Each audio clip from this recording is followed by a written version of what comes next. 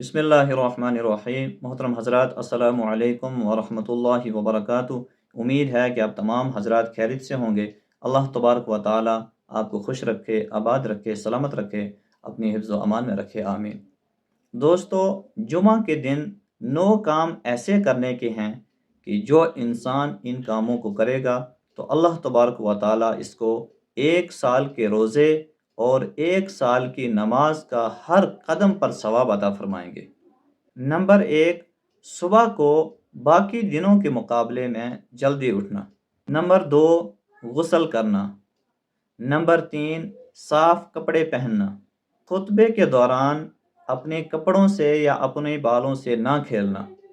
Number 5، مسجد میں جلد از جلد داخل ہونے کی فکر کرنا۔ نمبر 6، امام کے قریب بیٹھنے کی کوشش کرنا۔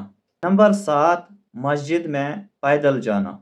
نمبر 8، اگر صفیں پر ہو تو صفوں کو پھاند کر آگے نہ جانا۔